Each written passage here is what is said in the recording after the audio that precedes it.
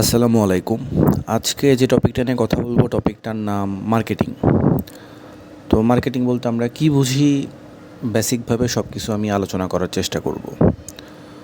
তো একটা বিজনেসে একটা প্রোডাক্ট নিয়ে নানাভাবে মার্কেটিং করা হয়। সোশ্যাল মিডিয়ার মাধ্যমে মার্কেটিং করা হচ্ছে, পডকাস্টের মাধ্যমে মার্কেটিং করা হচ্ছে, ইউটিউবের মাধ্যমে মার্কেটিং করা হচ্ছে, আবার অনেকে ব্লগের মাধ্যমে প্রোডাক্ট মার্কেটিং করে থাকে। তো আবার এখন আসছে ডিজিটাল মার্কেটিং ব্যাপারটা নিয়ে। এখানে ই কমার্স আছে, ডিরেক্ট মার্কেটিং আছে, ইমেল মার্কেটিং আছে এবং সোশ্যাল মিডিয়া মার্কেটিং আছে। তো আসলে আমরা মার্কেটিং বলতে এক্স্যাক্টলি কী বুঝি?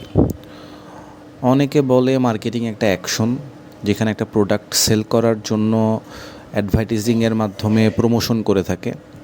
আবার অনেকে বলে মার্কেটিং একটা অ্যাক্ট, যেখানে প্রোডাক্টের ক্রিয়েশন, কমিউনিকেশন, ডেলিভারি, প্রোডাক্টের প্রেজেন্টেশন এবং কাস্টমারের প্রতি প্রোডাক্টের একটা ভ্যালু অ্যাড করা, এই জিনিসগুলোকে বোঝায়। বাট আমার ক্ষেত্রে আমি মনে করি মার্কেটিং একটা প্রসেস, যেখানে কমিউনিকেশনের মাধ্যমে প্রপার প্রোডাক্টের মাধ্যমে কাস্টমারের প্রবলেম সলভ করা। তো প্রোডাক্টের ভ্যালুটা যাতে রাইট পার্সনের কাছে যায়, এই জিনিসটা বোঝানো এবং এই ইম্পর্টেন্স বুঝতে পেরেই কাস্টমার প্রোডাক্টটা কেনে। তো মার্কেটিং সাধারণত দুই ধরনের হয়ে থাকে। একটা হলো ট্র্যাডিশনাল মার্কেটিং, আর একটা হলো মডার্ন মার্কেটিং। আমি যদি ট্র্যাডিশনাল মার্কেটিংয়ের কথা বলি, যেমন আপনি রাস্তাঘাটে দেখবেন বিলবোর্ড, বড় বড় বিলবোর্ড, ওখানে অনেক মডেলের সাথে ছবি তোলা আছে বিভিন্ন প্রোডাক্ট নিয়ে, যেটা হাইওয়েতে আছে। আমি যদি বলি টেলিভিশন মার্কেটিং, টিভিতে অ্যাড দিয়ে মার্কেটিং, নিউজ পেপার মার্কেটিং এবং রেডিও মার্কেটিং। তো এই টাইপের মার্কেটিং সাধারণত নিউজটা তারা খুব ঢালাওভাবে স্প্রেড করার চেষ্টা করে, যাতে অসংখ্য মানুষের মধ্যে নিউজটা চলে যায়। তাদের মোটিভ হলো যে তাদের প্রোডাক্ট যে 100% সেল হতে হবে এরকম ব্যাপার না। তাদের মোটিভ হলো যে তাদের একটা ব্র্যান্ড অ্যাওয়ারনেস ক্রিয়েট করা, মানুষজনকে জানানো যে আমাদের একটা ভালো পণ্য আসছে, এটা একটা ব্র্যান্ডের পণ্য, এরকম কিছু একটা তৈরি করার চেষ্টা করা। তো ট্র্যাডিশনাল মার্কেটে দুইটা প্রবলেম আছে।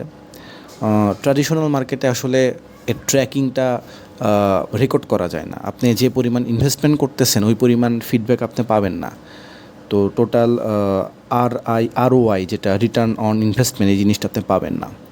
আবার আপনি অনেক মানুষের কাছে আপনি মার্কেটিং করতেছেন, বাট কিছু কিছু মানুষের কাছে আপনার মার্কেটিং, আপনার প্রোডাক্টটা তাদের কোনো ইন্টারেস্টেড পার্টি নাই, তারা কোনোভাবেই প্রোডাক্টটা চাচ্ছে না।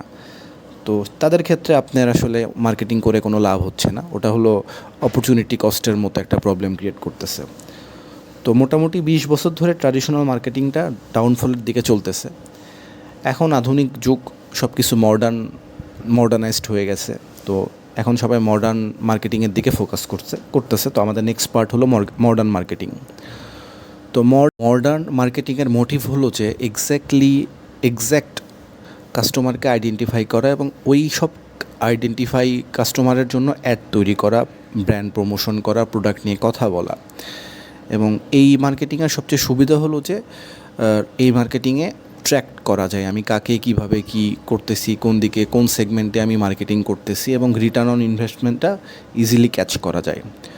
তো এই মডার্ন মার্কেটিংয়ের আবার বিভিন্ন টাইপের ধরন আছে, যেমন SEO, যেটা সার্চ ইঞ্জিন অপটিমাইজেশন, ACM, যেটা search engine marketing, email marketing, social media marketing এবং অ্যাফিলিয়েট মার্কেটিং। তো আমাদের এই মডার্ন জেনারেশনে এই ডিজিটাল মার্কেটিংটা খুব ভ্যালু অ্যাড করতেছে এবং একটা স্কিলফুল ওয়ার্ক হয়ে দাঁড়াইছে। তো যারা এখন নতুন জবে জয়েন করতেছে, তাদের এই ডিজিটাল মার্কেটিংয়ের স্কিলগুলো অর্জন করা উচিত। বিশেষ করে যারা ফ্রিল্যান্সার, তাদেরকে ডিজিটাল মার্কেটিংয়ের বিভিন্ন সেক্টর নিয়ে কাজ করা উচিত। এবং যারা বিজনেস ওনার, নতুন নতুন বিজনেস দিচ্ছে, স্টার্ট আপ কোম্পানি তৈরি করার চেষ্টা করতেছে, তাদেরকেও এই ডিজিটাল মার্কেটিং ব্যাপারটা জানা উচিত এবং সেই অনুযায়ী তাদের ব্র্যান্ড, তাদের প্রোডাক্টকে প্রমোশন করা উচিত। ধন্যবাদ।